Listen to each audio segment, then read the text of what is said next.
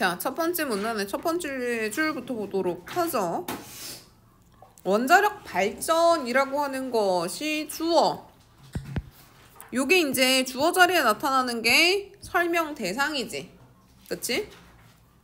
원자력 발전이란 무엇인가에 대해서 뒤에서 서술해주고 있습니다. 자, 원자력 발전이라고 하는 것은 에너지를 얻는 행위다. 원자력 발전의 목표죠, 목표. 에너지를 얻기 위해서 뭘 한다? 핵 분열 연쇄 반응을 유도한다. 그래서 원자력 발전이란 에너지를 얻는 행위를 얘기하고 그 에너지를 얻을 때 사용하는 방식이 무엇이냐? 핵 분열 연쇄 반응을 유도한다. 즉 핵 분열은요, 중성자와 양성자가 분리되는 현상을 얘기하는데 걔네들이 어떻게 돼야 된대? 연쇄적으로 타라라라랑 하고 일어나야 돼. 그래서 하나만 분열이 탕 되는 순간 중성자가 또 중성자를 치고 해서 엄청나게 많은, 우리가 수소 폭발처럼요 팡 하고 연쇄적으로 핵이 분열되는 과정을 통해서 에너지를 얻는 게 원자력 발전이다. 자, 이때 원자력 발전이라고 하는 걸 하기 위해서는 핵 분열 연쇄 반응을 유도할 수 있는 연료를 사용해야 돼. 그게 바로 무엇이냐? 우라늄이다. 그러면 우라늄이라고 하는 애는 어떤 역할을 해준다? 핵 분열 연쇄 반응을 유도한다.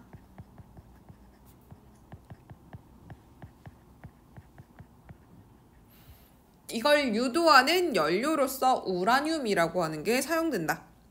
천연 우라늄이라고 하는 건 우리가 아무런 가공 없이 우리가 살고 있는 지구에서 구할 수 있는 물질인데 얘 99% 이상은 핵 분열이 일어나지 않는 우라늄 238이고 핵 분열이 가능한 우라늄 235는 0.7% 정도만 포함되어 있대요. 자, 여기서 우리가 챙길 수 있는 정보, 우라늄도 다 같은 우라늄이 아니야. 그리고 핵 분열이 일어나지 않는 우라늄은 핵 분열의 연쇄 반응을 유도할 수 없어. 그러면 핵 분열 연쇄 반응이라고 하는 건 뭐가 일어나야 된다? 핵 분열이 일어나야 돼. 자, 우라늄 235가 핵 분열이 돼. 그래서 튀어나온 중성자가 다른 애들을 팅팅팅 쳐서 또다시 핵 분열이라고 하는 걸 일으켜야지 핵 분열 연쇄 반응이 유도되는 거야. 오케이? 그래서 우라늄 235가 핵 분열을 해. 그리고 나서 핵 분열 연쇄 반응을 유도해. 그렇게 되면 그 다음에 에너지라고 하는 게 얻어지는 거죠. 엄청난 폭발. 그치? 그랬을 때 문제는 무엇이냐면 천연 우라늄을 가지고는 우리가 핵 분열이라고 하는 걸 원하는 만큼의 에너지를 얻을 만큼 시킬 수가 없다는 거야.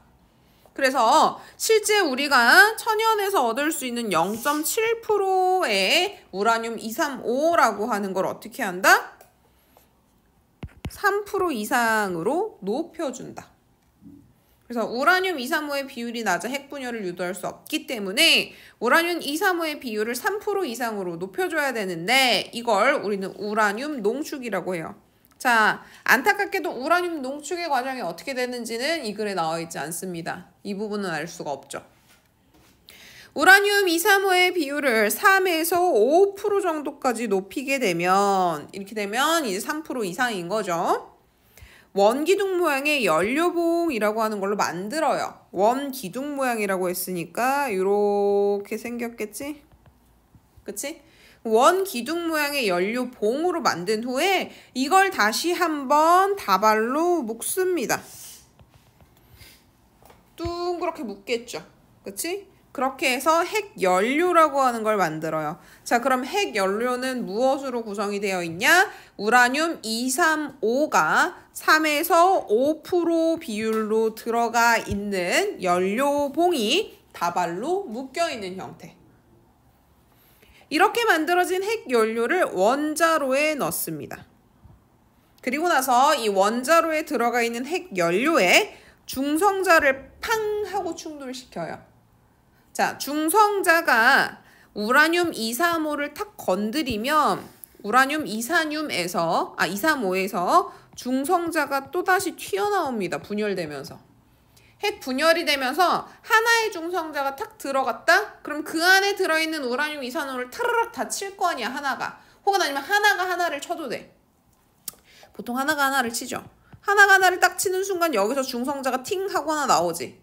그러면 이 기계 안에 중성자 2개 되죠. 그럼 2개들이 팅팅 하고 또 쳐요.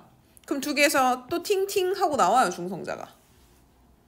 그러면 이 과정이 반복되면 시간이 흘러갔을 때 중성자 애들이 옆에 있는 우라늄을 계속 건드려서 어떻게 해? 연쇄 반응이라고 하는 게 일어나는 거야, 핵분열 연쇄 반응이. 자, 원자로에 넣은 핵연료의 우라늄 235 비율이 낮아지게 되면, 그래서 이 우라늄 235라고 하는 애가 계속 핵이 분열돼가지고 중성자, 양성자로 탕탕탕탕탕탕 나눠지게 되면 점점 우라늄 235의 비율이 3에서 5%에서 또 줄어들 거 아니야. 그치? 얘가 핵 분열이 되면 우라늄 235에서 다른 형태로 바뀌니까. 그치? 그렇게 해서 반응력이 떨어지면 원자로에서 꺼내고 이걸 우리는 사용 후 핵연료라고 한다.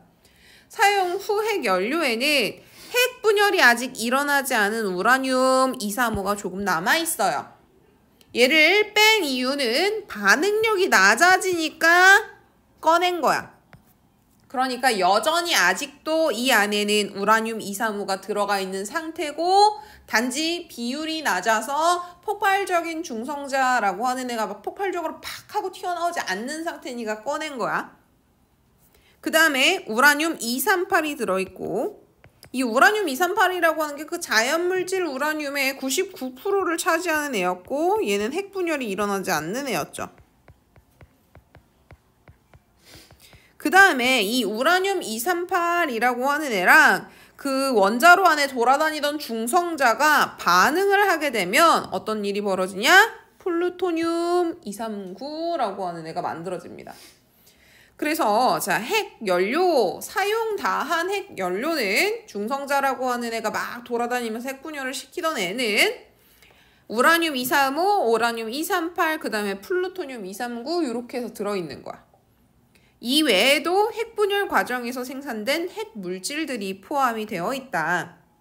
자, 이 중에 이 우라늄 235랑 플루토늄 239는 핵분열을 일으킬 수 있는 물질이야. 그래서 사용 후 핵연료에서 얘네 둘만 추출을 해내면 원자력 발전의 연료로 다시 한번 재사용이 가능합니다. 그런데 저기 나와 있는 우라늄 238은 애초에 핵분열이 안 되는 애지? 그러니까 쟤는 끄집어내도 다시 한번 원자력 발전 연료로 재사용한다 불가능하죠. 애초에 사용도 불가능한 애예요. 이 분리공정을 핵 재처리라고 한다. 핵을 다시 한번 처리하는 과정인데 현재 사용하고 있는 핵 재처리의 방법이라고 하는 것은 퓨렉스 공법이라고 하는 게 있어요.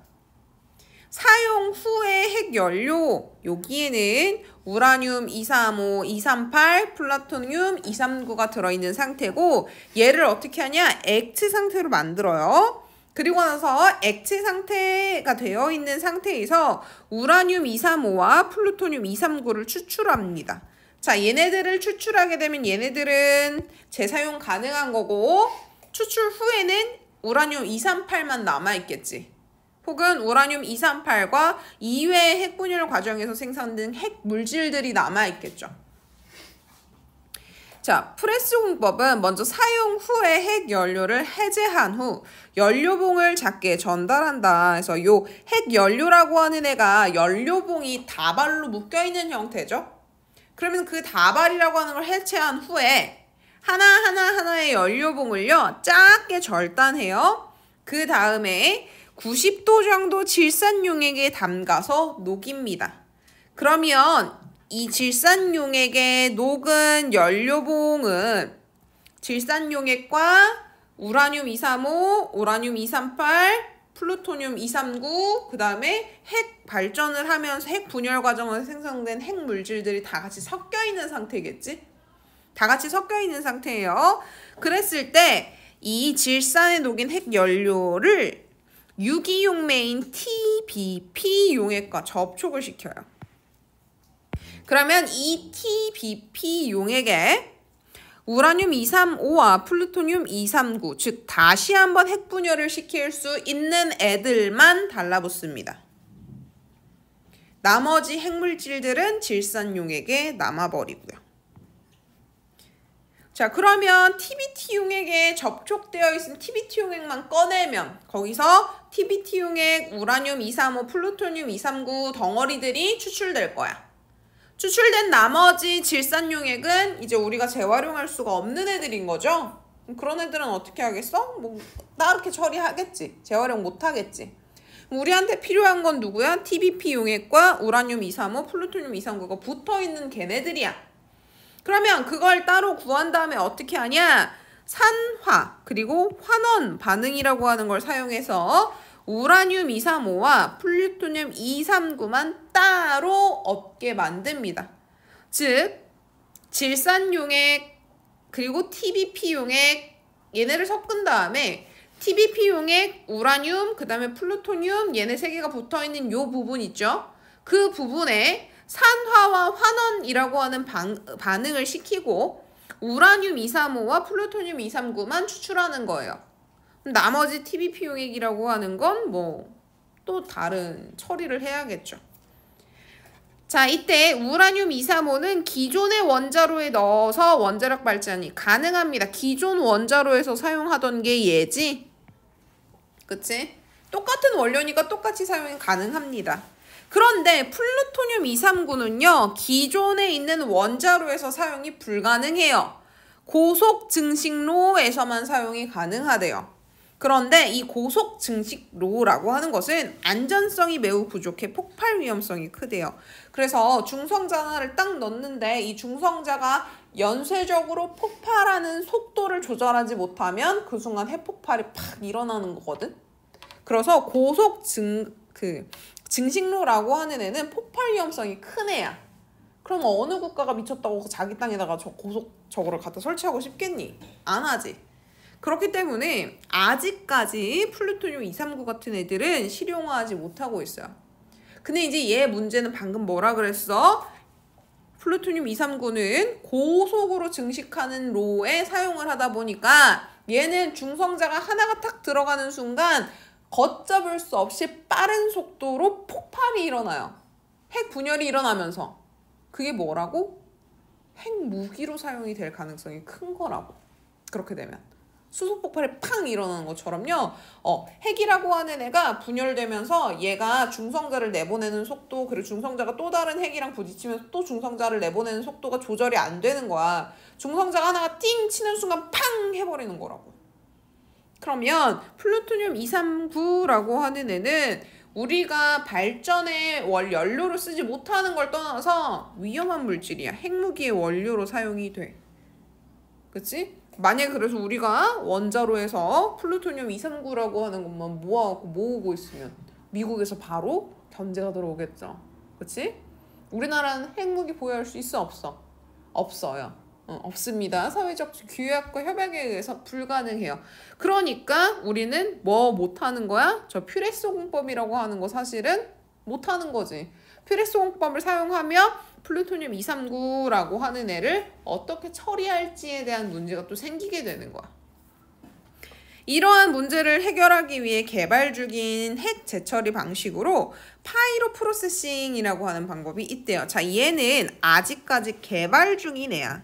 상용화가 됐다라고 하는 얘기는 안 나와있죠. 파이로 프로세싱은 핵 분열 물질을 추출하기 위해 용액을 사용하지 않습니다. 자, 여기 앞에서는 우리가 TBP 용액이라고 하는 애를 썼었죠. 그치? 그런데 파이로 프로세싱은 이러한 용액이 필요하지 않대요. 전기만 있으면 된다고 합니다. 사용 후에 핵 연료를요, 해체합니다. 이 사용 후 핵 연료에는 우라늄 235, 우라늄 238, 그 다음에 플루토늄 239가 다 들어가 있겠죠? 그리고 나서 뭐 여타 다른 물질들이 좀 섞여 있을 거야. 이런 물질을 해체한 후 다시 한번 연료봉을 절단합니다. 다발로 묶여있는 애들은 푼 다음에 하나하나 다 절단해요. 그리고 절단한 연료봉을, 연료봉이에요. 연료봉 오탑니다. 연료봉을 600도 이상 고온에 산화 우라늄 형태 분말로 만듭니다. 자, 용액이 아니라 액체 형태가 아니라 고체, 가루 형태로 만들어요. 산화 우라늄이라고 해요. 그런 걸. 산화 우라늄 형태로 만들어요. 그리고 나서 전기 분해를 합니다. 전기 분해를 한다라고 하는 건 뭘 하는 행위냐면 산소를 없애는 행위예요.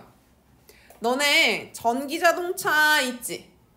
전기자동차라고 하는 애는 전기라고 하는 애를 가지고 수소라고 하는 애를 물이랑 뭘로 분리시키면서 연료를 얻는 거지. 그치? 그래서 전기를 통해서 뭐 할 수 있다는 거야? 산소를 없앨 수 있어요. 오케이? 그리고 나면 얘가 어떻게 된대? 금속 물질로 변환이 된대. 자, 전기 분해를 하게 되면 산소가 날아가는 거야. 그러면 산화 우라늄 형태의 분말 안에는 산소가 들어가 있는 상태겠지? 여기 산소가 들어가 있는데 걔를 전기 분해를 탁 하는 순간 산소가 없어지면서 얘가 금속 물질이 된대요. 여기에는 우라늄 235, 플루토늄 239, 그리고 기타 다양한 핵물질이 포함이 되어 있다. 우라늄 238도 들어있겠지? 우라늄 238 안 들어있어? 들어있겠지. 그치? 들어있을 거예요. 우라늄 238 같은 경우가 기본적으로 자 우라늄 235가 3에서 5%를 할 수 있게 비율을 높인다 그러잖아. 압축을 통해서. 그치? 그러면 나머지 238이 97%에서 95%를 차지하고 있는 상태고 여기에 중성자가 분열하고 결합하면서 플루토늄이라고 하는 게 생겨나는 거죠. 그래서 자, 얘의 97%애가 전반적으로 다 플루토늄으로 바뀔 확률은 없단 말이야. 그러니까 여기 안에는 우라늄 235, 플루토늄 239, 우라늄 238도 들어있는 거죠. 이 금속 물질을 유면에 넣고 이거 오탄 거 같은데 내가 과학 선생님이 아니다 보니까 뭐 원래 의미가 뭔지 모르겠어요. 여기에 놓고 온도를 500도까지 올리면 용해된대요. 용해된대요. 그리고 나서 여기에 전극을 연결한 후 일정 전압 이하의 전기를 올려주면 우라늄 235는 낮은 전압일 때 음극으로 가서 달라붙는데요. 전극은 양극과 음극으로 구성이 되어 있겠죠. 그랬을 때 이 음극 쪽에 뭐가? 우라늄 235만 달라붙는데. 그럼 우라늄 235만 달라붙으면 얘만 가지고 다시 원자로에 집어넣어서 쓰면 되겠지. 여기서 우라늄 235의 일부를 회수할 수 있고 여기서 점점 전압을 올리면 남아있던 우라늄 235와 플루토늄 239 그리고 다른 핵물질들이 음극으로 와서 달라붙습니다. 그러면 이 음극에 붙은 애들만 가지고 사용하면 되는데 자 봐봐. 전압이라고 하는 애가 낮은 전압에서도 우라늄 235만 되고 높은 전압에서는 우라늄 235와 플루토늄 239 그 다음에 다른 핵물질들이 같이 음극으로 딸려오지. 그러면 요 파이로 프로세싱 방법이라고 하는 애는 플루토늄 239만 따로 추출할 수 있어? 없어? 없어. 얘가 추출되려면 무조건 우라늄이랑 그 다음에 다른 핵물질들이랑 같이 추출이 돼. 얘는 혼자 추출이 불가능해.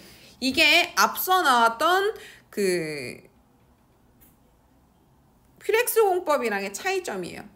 퓨렉스 공법은 플루토늄 239만 따로 추출이 가능하고요. 파이로 프로세싱은 플루토늄 239는 따로 추출이 불가능합니다. 쟤는 추출하고 싶으면 무조건 우라늄 235랑 다른 핵물질들이랑 같이 추출이 돼요.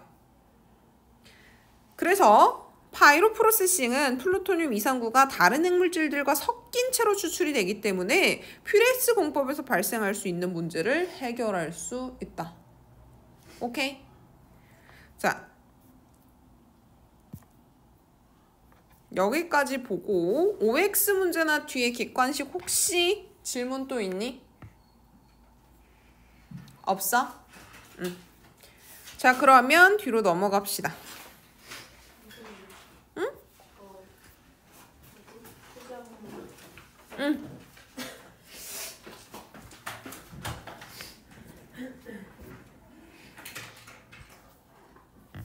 자, 그러면 화학 반응과 촉매 여기까지 보고요. 쉬는 시간 줄게요.